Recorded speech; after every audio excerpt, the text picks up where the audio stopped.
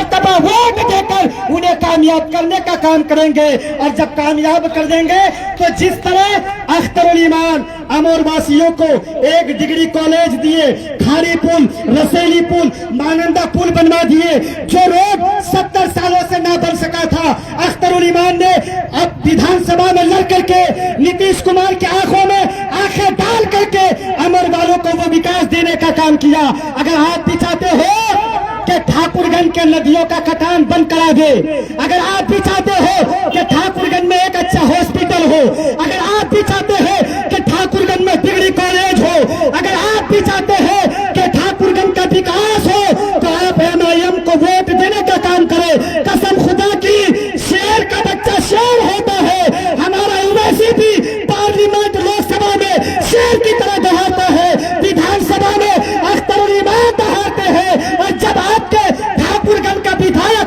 चुन करके पटना विधानसभा में पहुंचेगा तो वो भी असदुद्दीन ओवैसी का शेर की तरह दहाड़ करके आपका विकास काम करने का। इसलिए जवान तो बेदार है, हर जवान फेसबुक, इंस्टाग्राम, यूट्यूब में एक्टिव है। सबका मकसद है ओवैसी को कामयाब करना, लेकिन खेल बिगाड़ते हैं हमारे बाप दादा लोग। कहते हैं हम खानदानी कांग्रेस है। मियाँ, खानदानी कांग्रेस का मतलब समझते हो? खानदान वो होता है कि आपके पूर्वज का खून उसका खून आपके रगों में दौड़ रहा हो, वो आपका खानदान है। अब ये बात तीखी है, कड़वी है, मगर सच है। जो लोग कहते हैं हमारे बाप दादा कांग्रेस को वोट करते आए हैं, हम खानदानी कांग्रेस है, हम कहना चाहते हैं क्या राजीव गांधी आपका दादा है? क्या राजीव गांधी आपका दादा है? क्या इंदिरा गांधी आपकी दादी थी? क्या फिरोज गांधी आपका दादा था? अगर आप कह रहे कि हम खानदानी कांग्रेस है तो राजीव गांधी को अपना दादा मानना पड़ेगा, फिरोज गांधी को अपना दादा मानना पड़ेगा, इंदिरा गांधी को अपनी दादी माननी पड़ेगी। इसलिए जरूरी है कि आप लोग अब गुलामी को छोड़े, बल्कि हमारी क़यादत करने के लिए, सीमांचल के डेवलप को आजाद करने के लिए बैरिस्टर असदुद्दीन ओवैसी की क़यादत मिली है। हम अपना एक एक कीमती वोट दे करके ओवैसी साहब को कामयाब करने का काम करेंगे। और यहाँ से कांग्रेस का कैंडिडेट इलेक्शन नहीं लड़ता, आरजेडी का कैंडिडेट। आप लोग देखते होंगे कि जो एमआईएम का कैंडिडेट होता है वो गली गली फिरता है, न जाने करोड़ों रुपए खर्च करता है, लेकिन उसकी शिकस्त होती है। और जो आरजेडी का कैंडिडेट होता है वो पटना में 2 करोड़ का जो घर मिलता है उस घर में सो जाता है और लोग खामोशी के साथ उसे वोट कर देते हैं। अब सुनो, मैं एक मुद्दे की बात बताता हूँ। जो लोग आरजेडी को वोट करते हैं और लोग कहते हैं हम इस बार भी आरजेडी को वोट करेंगे, मालूम है आज बिहार में अगर कोई आपका मुस्लिम नेता बेहतरीन और मजबूत नहीं है, इसमें कहीं ना कहीं लालू और उसके परिवार वालों का हाथ है। आप हिस्ट्री को पढ़िए, आप हिस्ट्री और तारीख को पढ़िए कि 2005 का इलेक्शन जब हुआ था, बस ठाकुरगंज असदुद्दीन ओवैसी साहब ठाकुरगंज एंट्री कर चुके हैं। आप लोग हमारे बैरिस्टर का इस्तकबाल करें, पुरजोर इस्तकबाल करें। अच्छा, ठाकुरगंज बाजार घुस गए, जब आएंगे 2005 में आरजेडी को 75 सीटें मिली थी और रामविलास पासवान उनको 29 सीटें मिली थी। लालू से कहा गया कि लालू जी, आप, रामविलास ने कहा हम आपका समर्थन करेंगे, आप किसी मुस्लिम को, आप किसी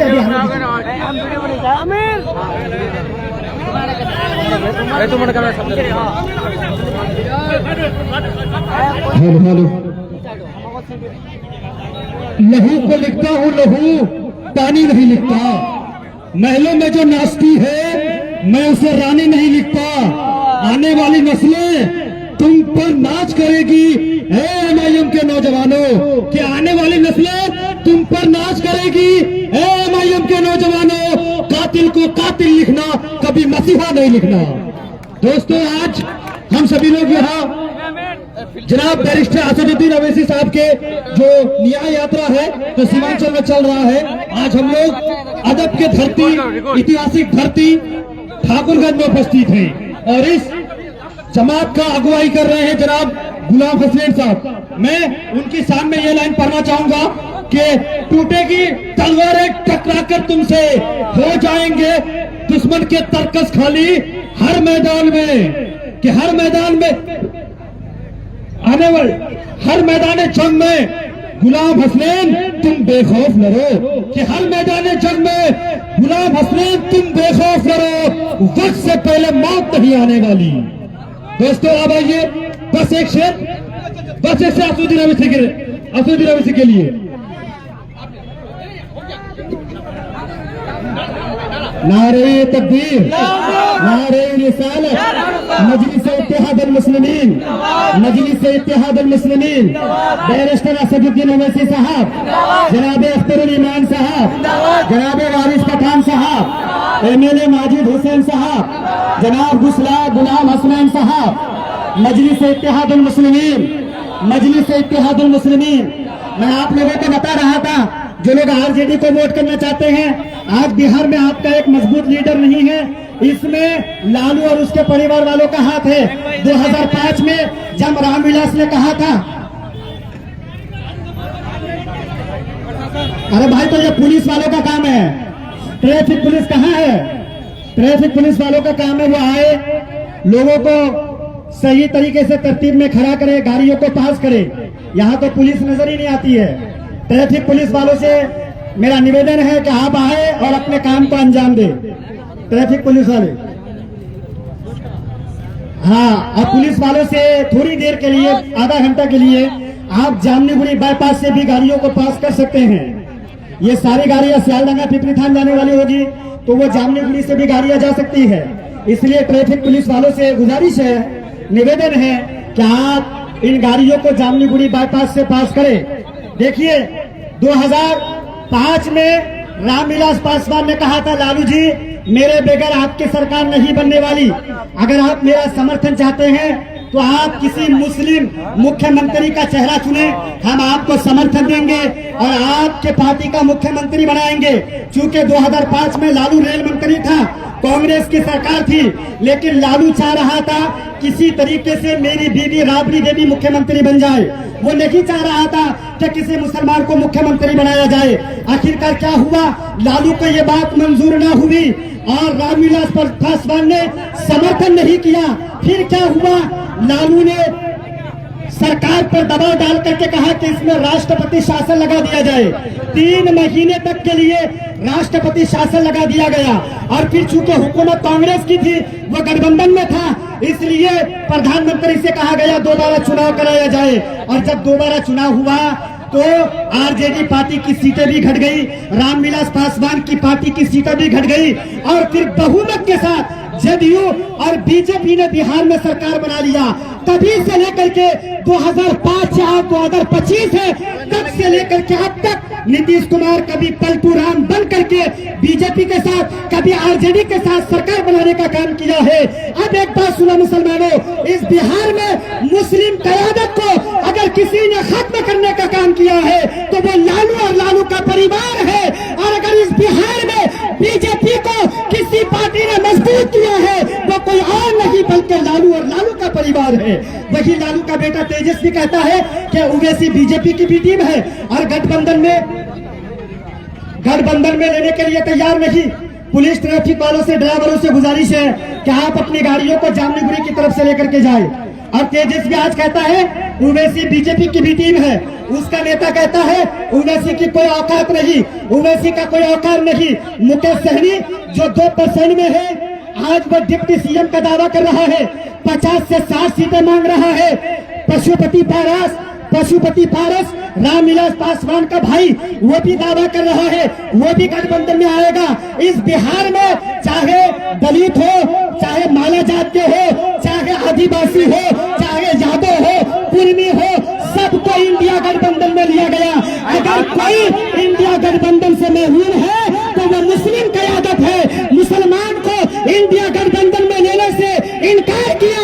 असल मकसद ये है कि मुस्लिम की कयादत बिहार में ना आने पाए, वरना असदुद्दीन ओवैसी इतने पढ़े लिखे हैं, अगर उनका हाथ मजबूत हो जाएगा तो कहीं ऐसा ना हो कि एक दिन हमें अख्तरुल ईमान को डिप्टी सीएम बनाना पड़े।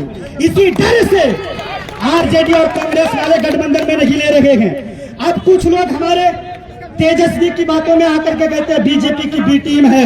भाई आप जन सुराज को बीजेपी की बी टीम क्यों नहीं कहते? आप जन सुराज को बीजेपी की बी टीम क्यों नहीं कहते? वो पूरे बिहार में इलेक्शन लड़ने वाले हैं, लेकिन मेरी कौम के लोग अपने ही कायद को गद्दार कहने में लगे हैं। याद रखना जवानों, अगर तुम कौम में इनकलाब लाना चाहते हो, अगर तुम चाहते हो कि तुम्हारी क़यादत मजबूत हो, कसम खुदा की उवैसी साहब के रहते हुए उनके हाथों को मजबूत करने का काम करे, वरना जब उवैसी की आंखें बंद हो जाएगी, ऐसा लीडर जिंदगी भर के लिए देखने के लिए तरस जाओगे। उवैसी के रहते हुए हिंदुस्तान से लेकर के सीमांचल के घर घर में उवैसी जैसा लीडर बन जाए, इसके लिए हमें मजलिस इत्तेहादुल मुस्लिमीन को कामयाब करना हो। अब सब लोग अपने हाथों को खड़ा करें। इस बार इमाम को वोट करेंगे ना? इमाम को वोट करेंगे? इमाम को वोट करेंगे? जनाब गुलाम हसनैन को वोट करेंगे? जनाब गुलाम हसनैन को वोट करेंगे? अब सुनो, पिछले मर्तबा 2020 में एमआईएम की हवा चली थी, लेकिन इस मर्तबा आंधी चलने वाली है। इस मर्तबा आंधी चलने वाली है। कैंडिडेट चाहे कोई सा भी हो, बस हमें असदुद्दीन ओवैसी को देख करके, अख्तरुल ईमान को देख करके, मजलिस को देख करके हमें वोट देना है, ताकि विधानसभा में जाकर के ठाकुरगंज के पिछड़ेपन को खत्म कर सके। इसलिए तमाम लोग एक एक जवान, जिस तरह ओवैसी हैदराबाद से किशनगंज में आकर के मजलिस को कामयाब करने के लिए, आपकी क़यादत करने के लिए आए गए, इस तरह हर एक जवान की जिम्मेदारी है कि आप अपनी गाड़ियों में पेट्रोल खर्च करके हर गांव तक पहुंचने का काम करें। हमारे बूढ़ों को समझाए, हमारे ज़ईफ लोगों को समझाए कि आपने तो गुलामी कर ली, आपने तो कांग्रेस आरजेडी को वोट करके हमारे समाज को तबाह कर दिया, हमें पंजाब वगैरह गुलामी करने के लिए कर दिया। लेकिन कम से कम हमारे बारे में सोचिए, कम से कम हमारे बारे में सोचिए। बैरिस्टर सब आ रहे हैं, सब लोग जिंदगी का सबूत दे। नारे तकबीर, नारे रिसालत, मजलिस इत्तेहादुल मुस्लिमीन, मजलिस इत्तेहादुल मुस्लिमीन। जनाब बैरिस्टर असदुद्दीन ओवैसी साहब, जनाब बैरिस्टर असदुद्दीन ओवैसी साहब, जनाब अख्तरुल ईमान साहब, जनाब वारिस पठान साहब, जनाब माजिद हुसैन साहब, जनाब आदिल हुसैन साहब, जनाब आफ्ताब हुसैन साहब, जनाब गुलाम हसनैन साहब, जनाब गुलाम हसनैन साहब, मजलिस इत्तेहादुल मुस्लिमीन, मजलिस इत्तेहादुल मुस्लिमीन। नारे तकबीर, नारे रिसालत। मेरे साथ एक नारा लगाइए। सबने दिया है हमको चोट, अब अपनी पार्टी अपना वोट बोलिए। सबने दिया है हमको चोट, अब अपनी पार्टी अपना वोट। बैरिस्टर असदुद्दीन ओवैसी साहब, बैरिस्टर असदुद्दीन ओवैसी साहब, मजलिस इत्तेहादुल मुस्लिमीन, मजलिस इत्तेहादुल मुस्लिमीन। जनाब अख्तरुल ईमान साहब, जनाब माजिद हुसैन साहब, जनाब वारिस पठान साहब, जनाब आदिल हुसैन साहब, जनाब आफ्ताब हुसैन साहब, जनाब गुलाम हसनैन साहब। अरे टक्कर टक्कर कौन है? टक्कर टक्कर कौन है?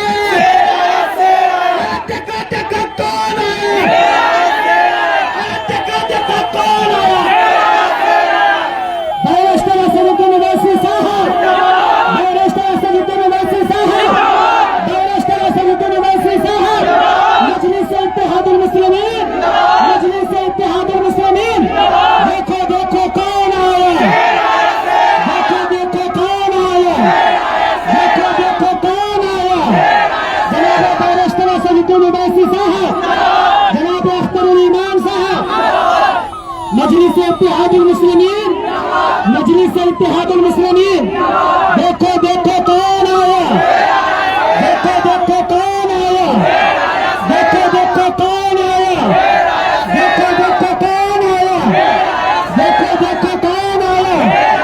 जनाब बैरिस्टर असदुद्दीन ओवैसी साहब, जनाब बैरिस्टर असदुद्दीन ओवैसी साहब, जनाब अख्तरुल ईमान साहब, जनाब गुलाम हसनैन साहब, जनाब गुलाम हसनैन साहब, जनाब गुलाम हसनैन साहब। देखो देखो कौन आया, देखो देखो कौन आया, देखो देखो कौन आया। मजलिस इत्तेहादुल मुस्लिमीन, मजलिस इत्तेहादुल मुस्लिमीन, मजलिस इत्तेहादुल मुस्लिमीन। जनाब बैरिस्टर असदुद्दीन ओवैसी साहब, अस्सलाम वालेकुम रहमतुल्लाह बरकातुहू। दोस्तों, बुजुर्गों, अजीजों, आइए मुफ्ती साहब, सभी का शुक्रिया।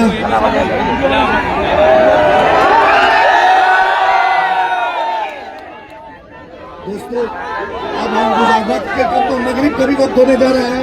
मैं गुलाम हसनैन भाई जो सीमांचल युवा प्रभारी है, मैं उनसे दावत दे रहा हूँ आके मुखातिब हो। सीमांचल अस्सलाम वालेकुम रहमतुल्लाह बरकातुहू। मैं सीमांचल के इस धरती पर बैरिस्टर सदुद्दीन अवैसी साहब का और हमारे अख्तर ईमान साहब का खैर मकदम करता हूँ। चूंकि आप उनको सुनने के लिए आए हैं, मैं इसलिए आपका समय नहीं लेके सबसे पहले मैं माइक अख्तर ईमान साहब को देता हूँ।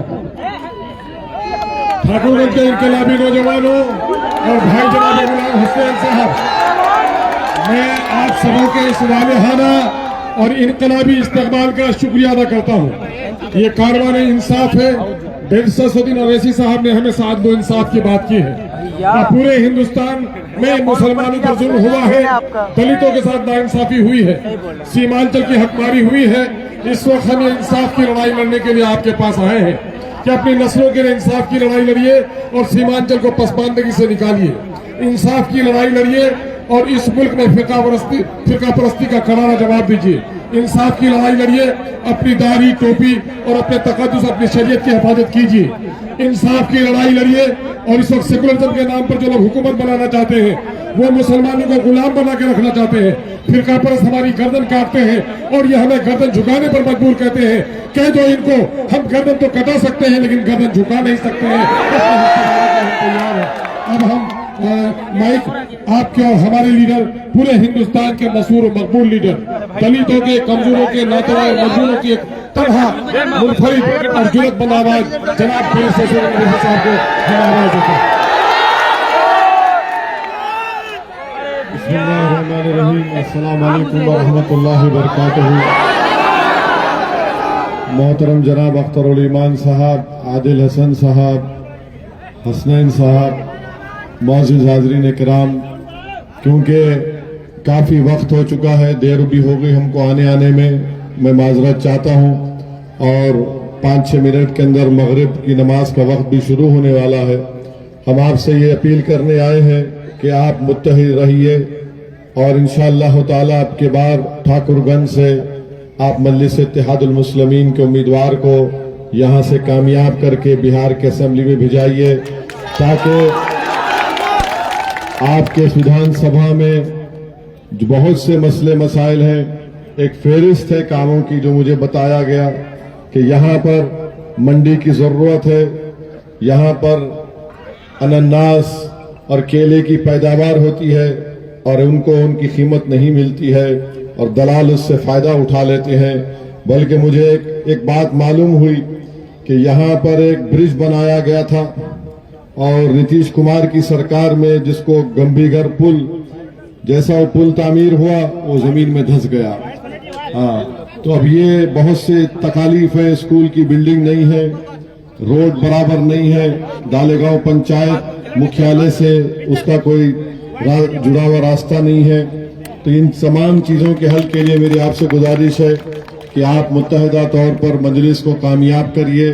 अख्तर उल ईमान की क़ियादत में बिहार में, सीमांचल में मजलिस आपकी आवाज, आपकी मसाइल की तर्जुमानी कर रही है। तो मेरी यही आपसे गुजारिश है कि मुत्तहिदा तौर पर अपने वोट का इस्तेमाल करिए। बीजेपी को रोकना है और बीजेपी को रोकने के लिए ही मजलिस इत्तेहादुल मुस्लिमीन ने कोशिश की।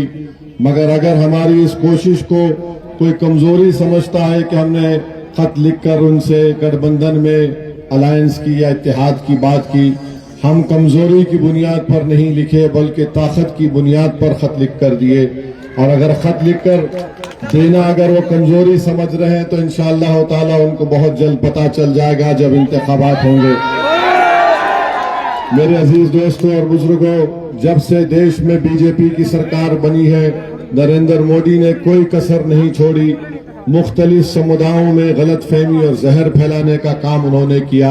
एक नया कानून बना दिया, वक्फ तरमीमी कानून, जिसके जरिए से हमारी मसाजिद को छीनने की कोशिश की जाएगी।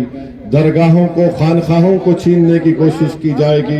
पार्लियामेंट में मैंने बहैसियत रुकने पार्लिमान पूरी कोशिश की, पूरे कानूनी दलाइल के साथ हमने कोशिश की और कहा कि ये कानून वक्फ की जायदादों को बचाने के लिए नहीं बल्कि वक्फ की जायदादों को लूटने के लिए बनाया गया है। तो इंशाअल्लाह ताला हमारी लड़ाई बीजेपी के और आरएसएस के इस एजेंडे के खिलाफ शुरू से जारी थी और जारी रहेगी। मेरे अजीज दोस्तों और बुजुर्गों, ये सीमांचल की सरजमीन जो भारत का सबसे पसमानदा इलाका है, इसके इंसाफ के लिए बहुत जरूरी है कि आप अपने नुमाइंदे को, मजलिस के नुमाइंदे को कामयाब करके बिहार की विधानसभा में भिजाइए ताकि आपकी पसमानदगी का खात्मा हो सके। मैं आपका तहे दिल से शुक्रगुजार हूं और आपसे वादा करता हूं कि इलेक्शन के दौरान में मैं दोबारा आपके दरमियान में आकर अपनी तफसीली बात करूंगा। आपका बेहद शुक्रिया जो आप इतनी बड़ी तादाद में आज यहाँ पर आए, क्योंकि मगरिब की अज़ा का वक्त, नमाज का वक्त करीब है, इसलिए मैं आपसे इजाजत चाहता हूँ। बहुत बहुत शुक्रिया। अस्सलाम वालेकुम। बैरिस्टर असदुद्दीन ओवैसी।